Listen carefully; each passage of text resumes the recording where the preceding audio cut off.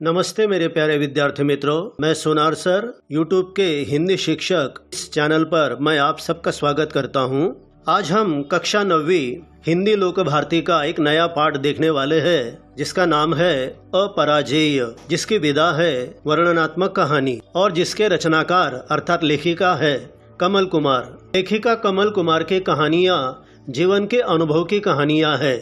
इनमें आसक्ति, आस्था, आशा और जीवन का स्पंदन है। जीवन के प्रति आकर्षण, श्रद्धा, उम्मीद और जीवन की धड़कन दिखाई देती है। इनके लेखन की ये विशेषता मानी जाएगी। अब हम गद्य संबंधी जानेंगे। जैसा कि मैंने पहले बताया, इसकी विधा वर्णनात्मक कहानी है, तो जीवन का किसी घटना का रोचक और प्रवाही वर्णन इसमें दिखाई देता है।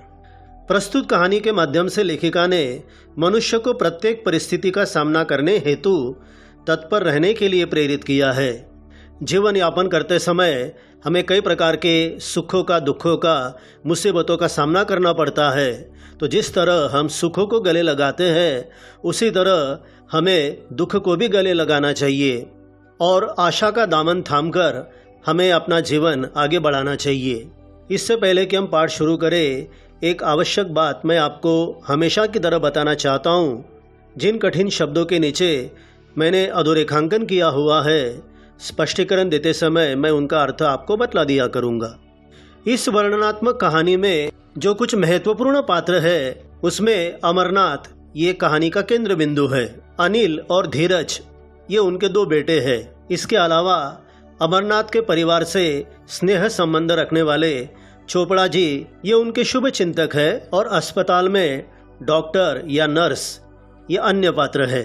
क्या है बच्चों, किसी भी कहानी को अच्छी तरह से समझने के लिए सबसे पहले पात्रों को समझ लेना अत्यावश्यक होता है। तो आइए कहानी के लिए आरंभ करते हैं। स्ट्रेचर को धकेलते हुए वे बड़ी तेजी से अस्पताल के गलियारे से ले जा रहे थे। स्ट्रेचर के पीछे घर के सदस्यों, मित्रों, परिजनों और पड़ोसियों का एक काफिला सा था। सभी के चेहरों पर अकुलाहट थी। त्वरा से नर्सों ने स्ट्रेचर को ऑपरेशन थिएटर के भीतर धकेला और दरवाजा बंद हो गया। सभी बाहर रुके खड़े थे। अमरनाथ के परिवार के लोग परेशान थे। उनका बेटा अनिल बेंच पर मुंह नीचा किए बैठ गया था। धीरज रखो, चोपड़ा ने उसके कंधे थपथपाए थे। उम्मीद बहुत कम है, डॉक्टर ने कोई आश्वासन नहीं दिया है, ये अनिल बोल पड़ा था। विद्यार्थी मित्रों, ये परिचित पढ़ लेने के बाद आपकी नज़रों के सामने एक अस्पताल का दृश्य आया होगा, क्योंकि कभी ना कभी हमें अपने जीवन में ऐसे दुखद दृश्य देखने पड़ते हैं। तो यहाँ पर जिस अस्पताल की बात की जा रही है, उस अस्पताल में एक गली जैसा जो लंबा मार्ग है, जिसे हम गलियारा कहते हैं, वहाँ पर स्ट्रेचर पर किसी परिवार के मुखिया अर्थात अमरनाथ, जिसका हमने पात्रों में उल्लेख किया है, वो किसी परिवार के प्रमुख है। उन्हें गंभीर अवस्था में लिटाकर ऑपरेशन थिएटर की ओर ले जा रहे थे। और फिर स्ट्रेचर के पीछे कौन कौन है? तो अमरनाथ बाबू के घर के सारे सदस्य, कुछ मित्र, कुछ रिश्तेदार और उन्हें चाहने वाले कुछ शुभचिंतक, कुछ पड़ोसी, इनका पूरा जमावड़ा है, जो कि एक काफिला जैसा होगा। और सबके चेहरे पर अकुलाहट है, घबराहट है, बेचैनी है। शायद वो ये सोच रहे हैं कि अमरनाथ बचेंगे या नहीं। इसके बाद नर्सों ने फौरन जो स्ट्रेचर था उन्हें ऑपरेशन थिएटर के अंदर धकेल दिया और फिर दरवाज़ा अंदर से बंद हो गया। अभी बाहर जितने लोग खड़े थे, उनके हाथ में इंतज़ार करने के अलावा कुछ नहीं बचा था, लेकिन सारे के सारे बहुत ही परेशान थे। खास तौर पर उनका जो बेटा था अनिल, वो बेंच पर अपना मुंह नीचे किए बैठा हुआ था और उस समय न जाने उसके दिल में क्या क्या उथल पुथल मच रही होगी कि पापा जी बचेंगे या नहीं। उस समय उनके पास जो खड़े थे चोपड़ा जी, जो कि अमरनाथ के मित्र रहे होंगे, उन्होंने अनिल की पीठ थपथपाकर उसे धीरज देने की कोशिश की थी, दिलासा देने का काम किया था। लेकिन अनिल का ये कहना था कि डॉक्टर ने कोई ऐसा आश्वासन नहीं दिया है कि वो बचेंगे या नहीं। फिर उसके बाद चोपड़ा जी ने यह जानना चाहा कि आखिर ये हुआ कैसे। तो आइए हम देखते हैं घटना क्या है। दुर्घटना हाईवे पर हुई थी। हम तो दोपहर से ही इंतजार कर रहे थे। दोबारा बाबूजी ने मोबाइल पर बताया कि वे सुबह नहीं निकल सके, इसलिए शाम तक ही पहुंचेंगे। 9 बजे तक वे नहीं पहुंचे तो सब चिंतित हुए। मोबाइल की घंटी बज रही थी पर कोई उठा नहीं रहा था। रास्ते में रुकना तो उन्हें था ही नहीं। अगर रुकते भी तो फोन पर बता सकते थे। आसपास कई जगह फोन किया लेकिन कुछ पता नहीं चला। रात के 1 बजे हम पुलिस स्टेशन पहुंचे, पुलिस से मदद मांगी। सुबह 5 बजे फोन आया था। उन्होंने बताया कि इस नंबर की गाड़ी अलवर के रास्ते में दुर्घटनाग्रस्त हुई थी। दुर्घटना स्थल पर भयावह दृश्य था, किसी के बचने की उम्मीद नहीं थी। अनिल धीरज को साथ लेकर गया था। तो देखो बच्चों, बात ऐसी है कि अमरनाथ जी किसी काम के सिलसिले में इसी गाड़ी से दूसरे शहर गए थे और वो दोपहर तक आने वाले थे। वैसे उनका फोन भी आया था बेटे के लिए कि मैं सुबह नहीं निकल पाया लेकिन शाम तक जरूर पहुंच जाऊंगा। लेकिन ये क्या, शाम हो गई, रात हो गई, रात के 9 बज गए। फिर भी जब वे नहीं पहुंचे तो अमरनाथ के परिवार वाले चिंतित हो गए और ये स्वाभाविक था। हाँ, ये बात जरूर है कि अमरनाथ के परिवार वाले लगातार मोबाइल पर कोशिश कर रहे थे उनसे संपर्क करने की। मोबाइल की घंटी बज तो रही थी लेकिन कोई उठा नहीं रहा था और परिवार वालों को ये भी लग रहा था कि वो रास्ते में उनके रुकने का सवाल ही पैदा नहीं होता और अगर रुक जाते हैं तो वो फ़ोन करेंगे। फिर भी जहाँ जहाँ उनके जाने की संभावना थी वहाँ फ़ोन भी किया गया लेकिन कहीं से कोई पता नहीं चला और आखिर मजबूर होकर रात को 1 बजे अमरनाथ के परिवार वालों ने पुलिस स्टेशन जाकर संपर्क किया। पुलिस को सारी घटना बताई। उसके ठीक 4 घंटे बाद अर्थात सुबह 5 बजे पुलिस स्टेशन से एक फ़ोन आया और बताया गया कि अमरनाथ जिस गाड़ी से अपने काम के सिलसिले में बाहर गए थे तो लौटते समय अलवर, जो कि राजस्थान का एक शहर है, उस रास्ते पर दुर्घटनाग्रस्त हो गई। और ये सारी बात पुलिस द्वारा खोजबीन करने के बाद पता चली थी। पुलिस वालों ने यह भी बताया कि जहां पर दुर्घटना हुई थी वहां का दृश्य बड़ा ही भयानक था। कोई बचा होगा ऐसा लग नहीं रहा था। और पुलिस द्वारा जानकारी मिलने के बाद अनिल अपने भाई धीरज को लेकर वहां गया था और उसने भी स्वयं वो दृश्य देखा था। चलो आगे बढ़ते हैं। भगवान मन में चिंता थी, अपनी अपनी बात कह रहे थे। पता नहीं ईश्वर के मन में क्या था। वहां पर जितने लोग खड़े थे वो अपनी अपनी बात कह रहे थे, अनुमान लगा रहे थे। वो कहते हैं ना, जितनी मुँह उतनी बातें। कोई कह रहा था अमरनाथ जैसा इंसान, उनके साथ भी यही होना था। यहाँ पर हमें ये पता चलता है विद्यार्थी मित्रों कि समाज में अमरनाथ जी की छवि बड़ी अच्छी होगी, वो बहुत ही अच्छे इंसान होंगे। और फिर भी ईश्वर ने उनके साथ ये किया तो इस पर विश्वास नहीं हो रहा था लोगों को। एक व्यक्ति कह रहा था कि ट्रक वाला जरूर पिया होगा, परंतु सबूत कोई नहीं था। वह तो रुका ही नहीं वहाँ, टक्कर मारकर निकल गया। इंसानियत का भी सबूत दिया होता तो ड्राइवर भी बच जाता। अधिक रक्तस्राव से उसकी मृत्यु हुई। 10 साल से इस परिवार के साथ था। इस गाड़ी से अमरनाथ जी सफ़र कर रहे थे। उस गाड़ी को किसी ट्रक वाले ने टक्कर मारी थी और शायद वो शराब पिया होगा, लेकिन वहाँ पर ऐसा कोई सबूत भी नहीं था। कहीं मैं पुलिस वालों के झमेले में न फंस जाऊं, ये विचार मन में रखकर ट्रक वाला भाग गया था। बच्चों, हम कई बार देखते हैं कि जब कहीं सड़क पर ऐसी कोई दुर्घटना होती है तो वहाँ पर इंसानियत कम ही देखने को मिलती है। कई बार तो लोग वहाँ पर फ़ोटो खिंचवाते हैं लेकिन जाकर मदद नहीं करता। तो यहाँ पर भी एक व्यक्ति का यही कहना था कि ट्रक वाला अगर वहाँ पर रुक जाता या कोई इंसानियत दिखाता, मानवता दिखाता, तो अमरनाथ जी का ड्राइवर जो कि इस दुर्घटना में मारा गया था वो ज़रूर बच जाता। और उसके मरने की वजह थी ज़्यादा रक्तस्राव। बीते करीबन 10 साल से ये ड्राइवर अमरनाथ जी के परिवार से जुड़ा हुआ था। अब हम प्रसंग की ओर लौटते हैं। 10-15 मिनट का समय भी मुश्किल से गुजर रहा था। अनिल से बताया था तो सबके चेहरे बुझ गए थे। अब यहाँ पर हुआ ये है कि किसी कारणवश अस्पताल थिएटर से अमरनाथ जी को बाहर निकाला गया है और उनके बेटे अनिल को डॉक्टर ने कुछ बताया है। और अनिल ने ये बात जब परिवार वालों को बताई तो सबके चेहरे बुझ गए थे, अर्थात सारे के सारे निराश हो गए थे। सबके चेहरे पर चिंता के भाव उभर आए थे। और जब अमरनाथ जी ने सबको चिंता में डूबा हुआ देखा तो वे अचानक बोल पड़े, ये कैसे हो सकता है? बच गया इसलिए हैरान हो गया? मुझे अभी मरना ही नहीं था इसलिए बच गया। वे हंसे थे। इतनी गंभीर दुर्घटना होने के बाद भी जब अमरनाथ जी को होश आया और उन्होंने देखा कि अरे मैं तो जिंदा हूँ और मुझे जिंदा देखकर आप हैरान क्यों हो? बस मेरी किस्मत में और जिना लिखा होगा, मुझे अभी मरना नहीं था इसलिए बच गया। ये बात उन्होंने बिल्कुल जिंदा दिली के साथ हंसते हुए कही थी। पर परिवार वाले ये सोच रहे थे कि अमरनाथ जी को किस मुंह से बताए कि डॉक्टर ने उन्हें क्या कहा है। इसलिए किसी की समझ में नहीं आ रहा था कि उनसे बात कैसे की जाए। सब चुप थे। अमरनाथ अपनी राव में कह रहे थे, यानी अपनी ही धुन में वो बातें करते जा रहे थे। भाग्यशाली हूँ इसलिए बच गया। मुझे ड्राइवर का दुख है। अगर मैं उस वक्त बेहोश न हुआ होता तो उसे बचा लेता, कभी भी मरने न देता। बच्चों, यहाँ पर ये बात स्पष्ट हो जाती है कि अमरनाथ जी को अपने ड्राइवर से काफ़ी लगाव था, क्योंकि पिछले 10 साल से वो ड्राइवर उनके साथ था और उन्हें दुख इस बात का है कि वो उसे बचा नहीं पाए, क्योंकि वो स्वयं बेहोश थे और इसीलिए कह रहे कि मैं अगर वहाँ पर बेहोश ना हुआ होता तो किसी भी हालत में मैं उस ड्राइवर को बचा लेता। सब चुप उनकी बात सुन रहे थे। उनकी तरफ देखकर अमरनाथ ने पूछा था, कुछ समस्या? मुझसे कुछ छिपा रहे हो तुम? क्या हुआ?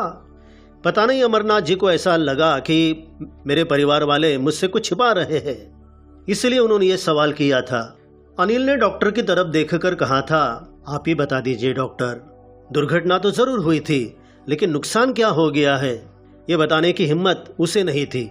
तो डॉक्टर ने अपने को समेटते हुए अर्थात पूरे संकोच के साथ और हिम्मत से कहा था, अमरनाथ जी, ऐसी दुर्घटना में आप बच गए हैं, ये एक चमत्कार है। अब आप ठीक भी हो जाएंगे। लेकिन डॉक्टर अटका था। मतलब वही बात कि वो हिम्मत नहीं जुटा पा रहा था, लेकिन हिम्मत जुटाकर आखिर कह दिया, देखिए आपकी टांग बुरी तरह से कुचली गई है। बिना देखभाल के 4 घंटे आप वहाँ पड़े रहे, उनमें जहर फैल गया है, इसलिए वह रुका था। विद्यार्थी मित्रों, सत्य को कब तक टाला जा सकता है? कई डॉक्टर ऐसे होते हैं कि अपने रोगी को वो सच सच बता देते हैं। पेशेंट अर्थात रोगी की मानसिकता बनाने के लिए ये ज़रूरी भी हो जाता है कि उसे जो हुआ है वो बता दिया जाए। किसी को अगर कैंसर है तो बता देना चाहिए, हाँ आपको कैंसर है, लेकिन आगे ये भी बताना चाहिए कि आपको डरने की आवश्यकता नहीं है, इस पर सफलतापूर्वक इलाज भी उपलब्ध है। तो यहाँ पर भी डॉक्टर ने बता दिया कि जो दुर्घटना हुई है उस दुर्घटना में आपकी एक टांग बुरी तरह से कुचली गई है और वहाँ पर आपकी मदद करने वाला कोई नहीं था। आप 4 घंटे वहाँ पर पड़े रहे, तो उसका नतीजा ये हुआ कि उस टांग में जहर फैल गया। लेकिन इससे पहले कि डॉक्टर आगे की बात बताएं, अमरनाथ ही बोल पड़े, आपकी टांग काटनी पड़ेगी, नहीं तो शरीर में जहर फैलने का अंदेशा है, संदेह है। अमरनाथ ने अपने परिवार के लोगों की तरफ फिर डॉक्टर की तरफ देखा था और हंसे थे। यहाँ पर अमरनाथ जी के हिम्मत की दाद देनी पड़ेगी। उनकी जगह पर अगर कोई कमज़ोर दिल वाला होता तो रो पड़ता और शायद कहता, हे भगवान, ये तूने मेरे साथ क्या किया, अब मैं कैसे जीऊँगा। यानी उन्हें पूरा एहसास हो गया था कि मेरी टांग काटनी पड़ेगी। आगे उन्होंने अपना वाक्य फिर से पूरा किया, टांग ही काटनी है तो काट दो। 60 साल तक इन टांगों के साथ जिया हूँ, खूब घुमक्कड़ी की है मैंने, देश में विदेशों में, पहाड़ों पर, समुद्र के किनारे, रेगिस्तान में, पठारों में, सभी जगह घूमता रहा हूँ। जीने के लिए सिर्फ टांगे थोड़ी ही है, मेरे हाथ है, देखो। उन्होंने दोनों हाथ ऊपर उठाए थे, मेरा बाकी शरीर है। अमरनाथ जी ऐसे बातें किए जा रहे थे मानो उन्हें कुछ हुआ ही न हो। अमरनाथ जो कि उस परिवार के मुखिया थे और इस मुखिया पर ये जो गंभीर संकट आया है, अब उनकी टांग भी कटवानी पड़ेगी, तो जाहिर है कि ये सब कुछ पता चलने के बाद घर वालों पर तो मानो पहाड़ सा टूट पड़ा होगा। लेकिन यहाँ पर स्वयं अमरनाथ पहाड़ जैसे अटल है। उनका यही कहना है कि मेरी टांग अगर काटनी है तो काट दो ना। अभी उनकी उम्र 60 साल चल रही है, तो उनका ये कहना है कि 60 सालों तक मैंने इन टांगों का बहुत उपयोग किया है, बहुत घुमक्कड़ी की है मैंने, कई जगह पर मैं घूम कर आया हूँ, देश क्या विदेश क्या, उन यात्राओं को मैंने पूरा किया है। समुद्र क्या, पहाड़ क्या, रेगिस्तान क्या, पठार क्या, सभी जगह जाकर मैंने इसका आनंद लिया है, सैर सपाटा किया है। और ये किसने कह दिया कि जीने के लिए टांगे ही चाहिए? देखो ना, मेरे दोनों हाथ अभी सलामत है और मेरा बाकी शरीर भी है। इसे कहते हैं बच्चों सकारात्मक सोच। एक टांग चली गई तो क्या, मेरा पूरा शरीर है, मेरे दोनों हाथ है, उनके सहारे मैं अच्छी तरह जी सकता हूँ। ये अमरनाथ जी की भावना है। ऐसा इंसान लाखों में एक होता है बच्चों। वे खुलकर हंसे थे। डॉक्टर ने चैन की सांस ली, अर्थात यहाँ पर डॉक्टर भी निश्चिंत हो गया और शांति का अनुभव करने लगा। अब यहाँ पर अनिल एकदम भावुक हो गया और उसने बढ़कर पिताजी के वो गले लग गया। बाबूजी, बाबूजी, उसे अपने बाबूजी पर एकदम प्रेम सा उमड़ आया और शायद वो ये कहना चाहता है कि बाबूजी आप कितने समझदार हो। अरे इसमें ऐसा क्या है, मेरा जीवन मेरी इस 3 फीट की टांग से तो बड़ा ही होगा ना, फिर क्या है। उनके कहने का मतलब था मेरी 3 फीट की टांग मेरे शरीर से जुदा हो रही है, लेकिन मैं तो हूं ना, फिर चिंता किस बात की। आगे बढ़ते हैं विद्यार्थी मित्रों। तो कुछ समय निकल जाने के बाद, अर्थात कुछ दिनों के बाद अमरनाथ की टांग कट गई थी। वे घर गए थे।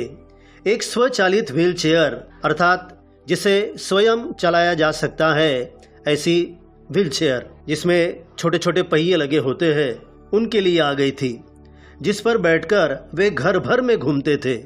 अमरनाथ के कहने पर घर में कैनवस, रंग, ब्रश और इजल सब सामान आ गया था। उन्होंने इजल पर कैनवास लगाया था। वो कहते हैं ना, होनी को कौन टाल सकता है। आखिर अमरनाथ जी की टांग को काटना ही पड़ा। उसके बाद वो घर आए। अब उन्होंने सोचा कि मेरे भूतकाल के जीवन में जो जो शौक मैं पूरे नहीं कर पाया, अब मैं वो पूरा करूँगा। जिन जिन बातों में मुझे रुचि थी, लगाव था, दिलचस्पी थी, उन बातों को मैं एक एक करके पूरा करूँगा।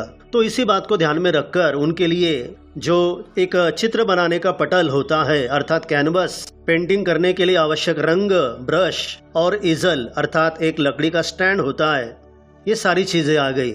और फिर उन्होंने इजल पर, अर्थात लकड़ी के स्टैंड पर वो कैनवास लगा दिया ताकि वो उस पर पेंटिंग करे। और इसके बाद उन्होंने अपना पेंटिंग का काम शुरू कर दिया, अपने आप को बहलाने के लिए। वे हंसते हुए कहते, देखो वर्षों तक मैं चित्रकार बनने और चित्र बनाने की सोचता रहा, पर मुझे फुर्सत ही नहीं मिली।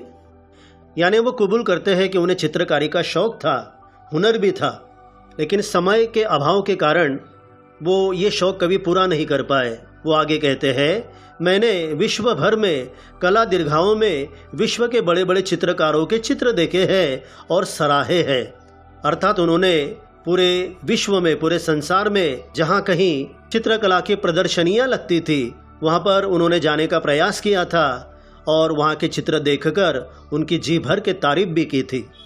पर जब भी मैं उन्हें देखता तो उन चित्रों में मैं अपने रंगों के लगाए जाने की कल्पना करता था, फिर सारा परिदृश्य ही बदल जाता था। वो उस समय की बात बताते हैं कि जब वो ऐसे सुंदर चित्रों को देखा करते थे तो मेरे हाथों से ऐसी चित्रकारी कब बनेगी, कब मुझे रंग भरने का मौका मिलेगा, ऐसा वो सोचा करते थे, कल्पना किया करते थे। इसके बाद अपने आसपास का सारा दृश्य बदला हुआ वो देखते। अभी वर्तमान में वो जो चित्र बना रहे हैं उनके बारे में आगे लेखिका लिखती है, इन मानव आकृतियों के चित्रों में मूर्ति शिल्प का समन्वय था। मानो चित्र और मूर्ति शिल्प दोनों का समन्वय, दोनों का मेल वहाँ पर देखा जाता था। श्री रंगों के बिना जहाँ उन्होंने रेखाओं से आकृतियाँ बनाई थी, वहाँ उनमें मांस, मज्जा और अस्थियाँ तक को देखा जा सकता था। रेखाओं वाले चित्रों में एक प्रवाह, ऊर्जा, उमंग और चुस्ती फुर्ती थी। विद्यार्थी मित्रों, जो पहुँचा हुआ चित्रकार होता है वो चित्रों की बारीकियों को जानता है। चित्रकारी के कई प्रकार होते हैं, उनमें एक प्रकार होता है रेखाओं वाले चित्र। केवल पेंसिल से कैनवास पर रेखाओं को खींचते जाना। अमरनाथ जी ने जो रेखाओं वाले चित्र बनाए थे, उनकी खासियत ये थी, उनकी विशेषता ये थी कि उनमें मांस, मज्जा अर्थात हड्डियों के बीच का जो हिस्सा होता है, और अस्थियाँ यानी हड्डियाँ, इनको तक देखा जा सकता था। अर्थात उसमें पूरी जीवंतता और सजीवता देखी जा सकती थी। उसी तरह बहुत सारे रेखाओं वाले चित्र काफ़ी गतिमान होते हैं, इसलिए वहाँ पर एक प्रवाह, एक ऊर्जा, उमंग, उत्साह और चुस्ती फुर्ती दिखाई देती थी। वो तो चित्रों को देखने के बाद ही पता चलता है। लगता था ये आकृतियाँ अभी संवाद करेगी, हाथ पकड़कर साथ हो लेंगी। अगर किसी स्त्री का चित्र है तो ऐसा लगता था मानो ये स्त्री अभी हमसे बोल पड़ेंगी। तो इन चित्रों में, इन आकृतियों में जीवंतता थी, सजीवता थी। रंग रेखाओं से उनका प्यार उनकी हर सांस से निःसृत होता, जो उनके चित्रों को सजीव कर देता। लगता था वे हर दृश्य, परिदृश्य, स्थिति और व्यक्ति को रंगों और रेखाओं में ढाल देंगे। रेखाओं वाले चित्रों के प्रति उनका जो प्यार था, तो वो देखकर ऐसा लगता था कि उनकी हर सांस से वो प्रकट होता था और इसीलिए उनके द्वारा बनाए गए चित्र काफ़ी सजीव से होते थे। और उनके पेंटिंग में इतनी ताकत थी कि वे किसी भी दृश्य को या किसी भी परिदृश्य को, अर्थात अपने चारों ओर की परिस्थितियां, किसी भी व्यक्ति को रंगों और रेखाओं में ढाल देंगे। आगे बढ़ते हैं।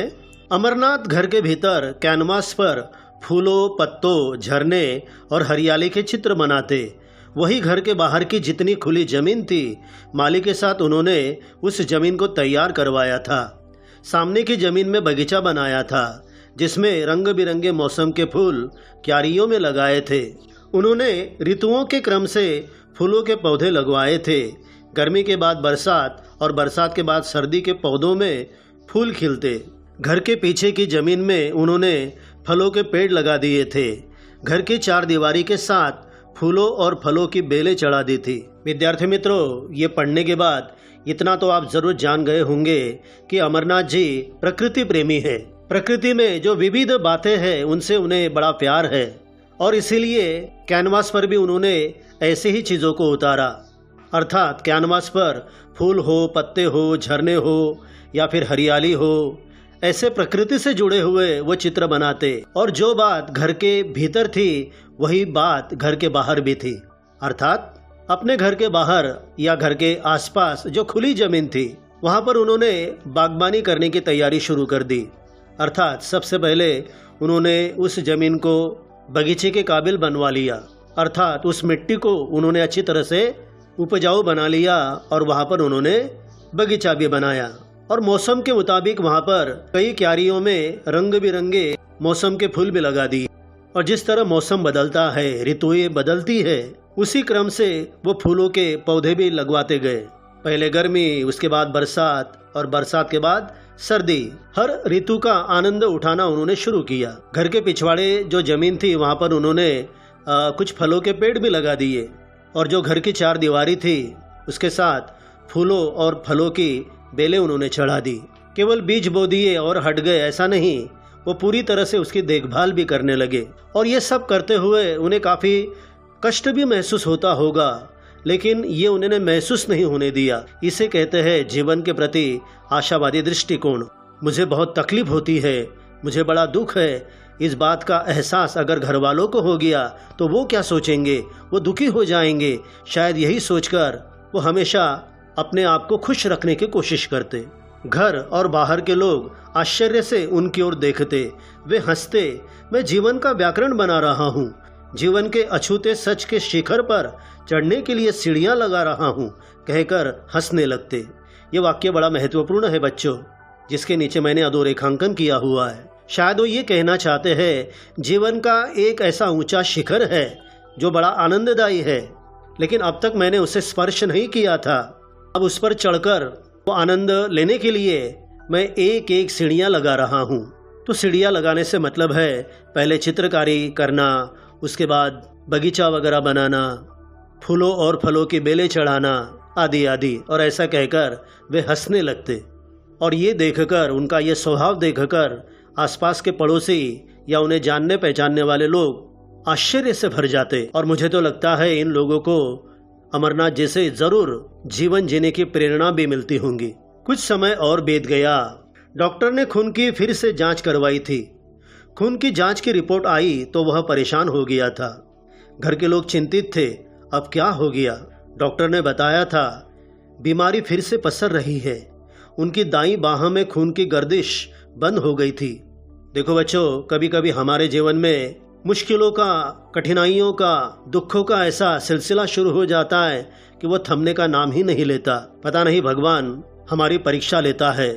अमरनाथ और उनके परिवार के साथ भी शायद ऐसा ही हो रहा है। तो कुछ दिनों के बाद अमरनाथ की खून की जांच भी करवाने की जरूरत पड़ गई, जिसे हम ब्लड चेकअप कहते हैं। तो जब उसकी रिपोर्ट आई तो डॉक्टर भी परेशान हो गए और अमरनाथ जी के घर वालों को बताने के बाद वो भी चिंतित हो गए, क्योंकि रिपोर्ट कुछ अच्छी नहीं थी। डॉक्टर ने ये बताया कि बीमारी बढ़ रही है, पसर रही है शरीर में, और उसका परिणाम ये था कि धीरे धीरे बाह हिलाना भी मुश्किल हो गई। अमरनाथ पर आया हुआ पहला संकट ये था कि उनकी टांग कुचली जाना और उसे काट देना। अब दूसरा संकट ये था कि उनकी दाई बाह में खून का प्रवाह रुक गया था और जिसके कारण बाह को हिलाना कठिन हो गया था। बाह निर्जीव होकर कांट सी हो गई थी, अर्थात बेजान होकर लकड़ी समान वो हो गई थी, न के बराबर। बहुत सारी दवाइयाँ दी जा रही थी, घर पर ही नर्स रख ली थी, घर का कोई ना कोई सदस्य भी आसपास ही रहता।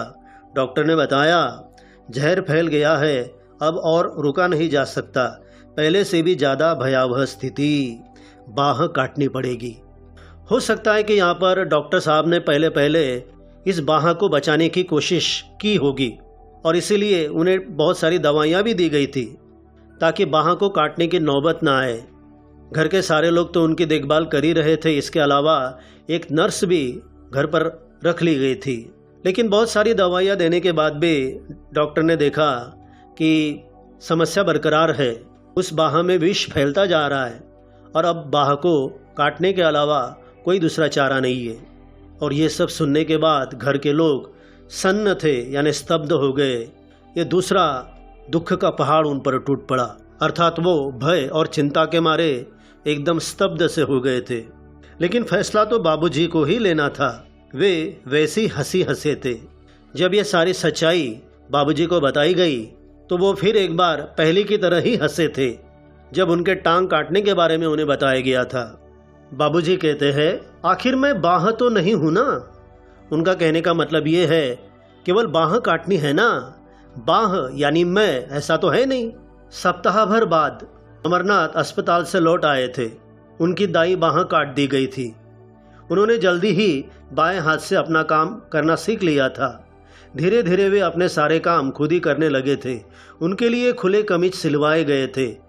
वे पहले की तरह सामान्य लग रहे थे। अमरनाथ ने कहा था कल से मैं शास्त्रीय संगीत सीखना शुरू करूंगा। शास्त्री जी को सूचित कर दो कि वे कल से आ जाएं। बचपन से मैंने सीखना शुरू किया था पर कहीं सीखा था, बीच में ही छोड़ना पड़ा था। विद्यार्थी मित्रों, किसी ने सच ही कहा है कि मन का विश्वास हमारी रगों में साहस भरता है।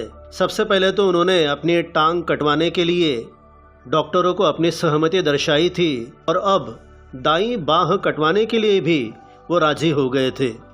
उनकी जीने की तमन्ना बिल्कुल कम न हुई थी और अभी इस बीमारी के दौरान उन्हें जब जब फुर्सत मिल रही है, खाली समय मिल रहा है, वो अपने पुराने जो शौक है, उनका जो पुराना हुनर है, वो पूरा कर रहे हैं। स्वयं भी खुश है और परिवार वालों को भी वो खुशी दे रहे हैं।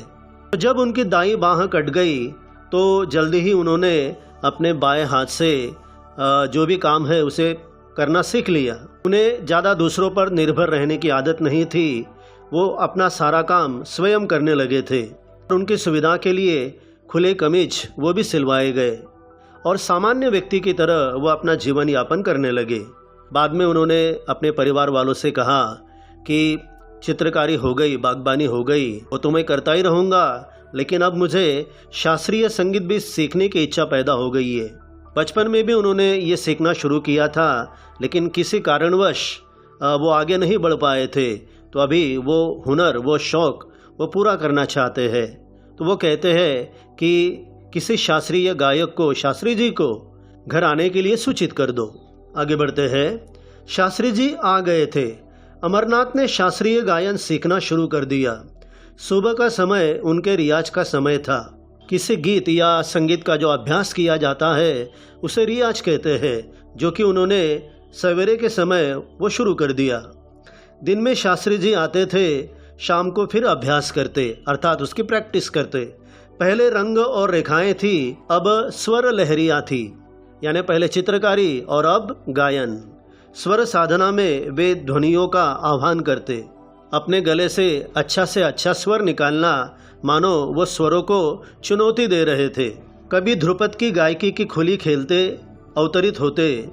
शास्त्री जी कभी कभार ख्याल में तान अलापते तो कभी ठुमरी के उनके शब्दों के भाव स्वरों में बनकर मन प्राण तक पहुंच जाते। यहाँ पर बच्चों, ध्रुपद, ख्याल और ठुमरी, इन तीनों का उल्लेख हुआ है। ये सब शास्त्रीय संगीत के राग होते हैं। और जल्दी ही एक मंझा हुआ शास्त्रीय गायक जिस तरह गाता है वैसे वे गाने भी लगे, आलाप भी भरने लगे। आप समझ सकते हैं कि ये सब कुछ करते हुए उन्हें कितना आनंद आता होगा। और वैसे भी हमारे जीवन में संगीत का एक अपना ऊंचा स्थान होता है। कुछ समय के लिए हम अपना दुख दर्द भूल जाते हैं और संगीत की वो सुरीली दुनिया में खो जाते हैं।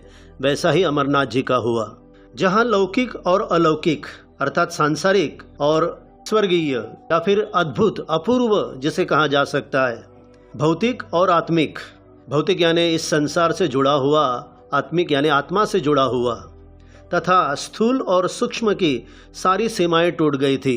यानी किसी भी बात का बंधन न था। जब वो गायन शुरू करते तो अपना सब कुछ मानो अपना अस्तित्व ही भूल जाते थे। मानो स्वर जीवन का एक नया बोध, एक नया अर्थ उद्घाटित कर रहे हो। जीवन का एक नया रूप, एक नया बोध, एक नया अर्थ उनके स्वरों से मानो प्रकट होने लगा था। आगे बढ़ते हैं। इस सबके साथ भी अमरनाथ की डॉक्टरी जांच अपने निश्चित समय पर होती थी। वे फिर बीमार पड़े। वही तेज बुखार, डॉक्टर के चेहरे पर वही चिंता, घर के लोग दुख से व्याकुल। तो शास्त्रीय संगीत को अपना मित्र बना लेने के बाद जब कुछ दिन बीत गए थे तो फिर से उनकी डॉक्टरी जांच हुई। शायद उनकी बीमारी बढ़ गई थी, उन्हें तेज बुखार चढ़ आया था। तो जितने घर वाले परेशान, डॉक्टर भी उतना ही परेशान और व्याकुल, क्योंकि अब पता नहीं अमरनाथ जी के साथ और क्या क्या होने वाला है। अब क्या होगा डॉक्टर? उन्हें अस्पताल ले जाया गया। वे सप्ताह भर बाद लौट आए थे। उनकी आवाज़ जा चुकी थी, पर उनकी आंखें हंस रही थी, वैसे ही हंसी जैसे कह रही हो, देखो मैं जीवित हूँ, मुझे चुनौती मत दो। जीवनानुभव और कला के अनुभव की एकात्मता का खौलता सच। विद्यार्थी मित्रों, किसी व्यक्ति पर या परिवार पर जब एक के बाद एक संकट आना शुरू हो जाता है तो देखने वाले या परिवार वाले सोचते हैं कि ये नियति कितनी कठोर है। उन्हें भगवान से भी शिकायत होने लगती है। लेकिन यहाँ पर अमरनाथ जी अपवाद है। वो अपने सभी दुखों का, दर्द का स्वागत मानो कर रहे हैं। टांग काटनी है काट दो, दाई बाह काटनी है काट दो।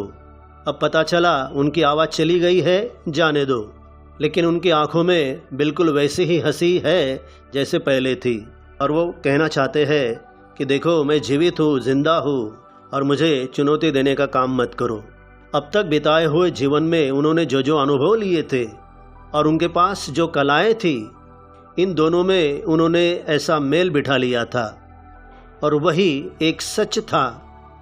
उनके कहने पर शास्त्रीय संगीतज्ञों के कैसेट और डिस्क, उनका म्यूजिक सिस्टम उनके कमरे के साइन बोर्ड पर रख दिया गया। उनके कमरे की सज्जा नए सिरे से उनकी सुविधानुसार कर दी गई।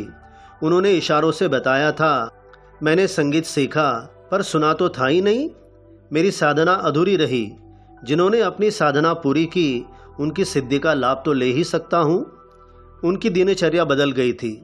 अमरनाथ जी के परिवार वाले उन्हें बहुत प्यार करते थे, तो उनकी इच्छा के अनुसार उनके लिए संगीत के कैसेट या डिस्क और म्यूजिक सिस्टम वगैरह ये सारी चीज़ें लाई गई और कमरे के साइन बोर्ड पर रख दी गई। क्योंकि उनकी भले ही आवाज़ चली गई थी लेकिन कान सलामत थे। अब ये कान क्या करेंगे? तो शास्त्रीय संगीत या अन्य गीतों को सुनने का आनंद वो उठाएंगे। तो जिस कमरे में ये सारा म्यूजिक सिस्टम वगैरह रखा हुआ था उसकी सजावट भी कर दी गई और मानो वो इशारे से ये बताने जा रहे कि संगीत मैंने ज़रूर सीखा है लेकिन सुनने का ज़्यादा मौका मिला नहीं है। मेरा तप, मेरी साधना मानो अभी अधूरी है और अब मैं उसे पूरी करूँगा और उनकी सिद्धि का मैं लाभ भी लूँगा, फ़ायदा उठाऊँगा। यहाँ पर एक उदाहरण दिया जा सकता है। जैसे समझ लो किसी स्त्री ने बड़ा ही सुंदर, लाजवाब और स्वादिष्ट खाना बनाया, लेकिन काम की अधिकता के कारण उसे खाने का मौका ही न मिला। लेकिन किसी ने उसके सारे काम की जिम्मेदारी ले ली हो और उसे वो स्वादिष्ट पकवान खाने के लिए प्रेरित किया हो। अब वो स्त्री वो सारे अपने हाथों से बनाए हुए स्वादिष्ट पकवान खाएगी और तृप्त होगी। अब विषय की ओर आते हैं तो इस प्रकार यहाँ पर अमरनाथ जी की दिनचर्या, जो दिनक्रम है वो बदल गया है। वे मुस्कुराते, इशारों में जैसे कहते हो, मैं आनंद में हूँ। वे सुबह उठते, अपनी व्हील चेयर पर बाहर खुले में बगीचे में बैठ जाते, पक्षियों का कलरव सुनते, सूखे पत्तों के झरने की आवाज़, कलियों के चटकने की आवाज़ उन्हें सुनाई देती। उन्हें ओस की टिप टिप पत्तियों के खुलने की, धीमी हवा के सरसराने की सूक्ष्म ध्वनियाँ बहुत स्पष्ट सुनाई पड़ने लगी थी। उनके चेहरे पर एक उजास दीप्ता था। दिन भर में हम कितने आनंदित रह सकते हैं, ये निर्भर होता है कि हमारी दिनचर्या कैसी है। तो यहाँ पर अमरनाथ जी ने अपनी एक सुंदर दिनचर्या बना ली है। सवेरे जल्दी उठना और उनका जो स्वचालित व्हील चेयर है उस पर बैठकर बगीचे में चले जाना। फिर बगीचे में जाने के बाद वहाँ पर क्या है, पक्षियों की चहचहाट है, सूखे पत्ते जब झड़ जाते हैं उनकी चरमराहट की वो एक अलग आवाज़ है, कलियाँ चटकती है, जिन पत्तों पर ओस की बूंदें जमा है उन पत्तियों के खुलने की आवाज़ है। जब हवा धीमी गति से बहती है तो वह सरसराती है। तो ये सारी सूक्ष्म ध्वनियाँ, ये आवाज़ें अमरनाथ जी बहुत ही बारीकी से सुनते थे और वो अंदर ही अंदर बड़े खुश हो जाते थे। और ये खुशी का उजाला उनके चेहरे पर स्पष्ट रूप से दिखाई पड़ता था। आंखें बंद करके कजरी की तान सुनते। कजरी यानी जो एक सावन का गीत होता है उसकी भी वो तान सुनते।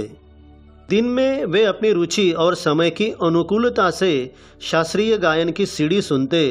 घर के लोग चाहते थे जैसे भी हो वे जो चाहते हो करे, वे उन्हें इतनी खुशी तो दे ही सकते थे। विद्यार्थी मित्रों, मैं आपको यहाँ पर एक उदाहरण देना चाहूँगा। कई बार ऐसी भयानक दुर्घटनाएं होती है और उस दुर्घटना में किसी परिवार का मुखिया हमेशा के लिए दुनिया छोड़कर चला जाता है। तो घर वाले जब विलाप करते हैं तो कहते हैं कि चाहे लूले लंगड़े रहते, उनका हाथ कट जाता, पाँव कट जाता, लेकिन उनका अस्तित्व, उनका वजूद हमारे घर में, हमारे परिवार में बहुत ही आवश्यक होना चाहिए था। लेकिन अफसोस कि वो तो हमेशा के लिए चले गए। यहाँ पर अमरनाथ जी के परिवार वालों को इस बात की बड़ी खुशी है कि चाहे जो भी हो, अमरनाथ जी जैसा चाहते हैं ऐसा हम करने की कोशिश करेंगे, क्योंकि परिवार वाले इतनी खुशी तो उनको दे ही सकते हैं ना। इस समय अलवैर कामू का कालीगुला नाटक उनके भीतर मंचित होता है। ईश्वर क्रूर रोमन शहंशाह कालीगुला बन गया है। अपनी इच्छा से वह मेरे अंगों को कटवाता जा रहा है। जैसे जैसे उसे ज़रूरत पड़ती है उसी क्रम से वह एक एक अंग भंग कर मुझे मरवा रहा है। मुझे कालीगुला के विरुद्ध एक शांत संघर्ष करना है, क्योंकि मैं जानता हूँ जीवन का विकास पुरुषार्थ में है, आत्महीनता में नहीं।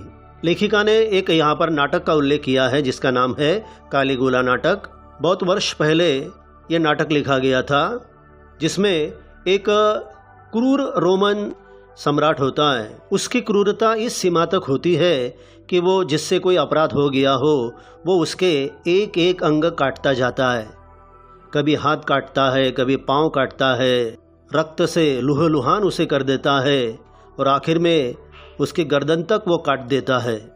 एक ही क्षण में किसी को मार देना अलग बात है, और उस व्यक्ति के एक एक अंग काटकर उसका अंग भंग करना ये बड़ा भयानक है, बड़ा दर्दनाक है।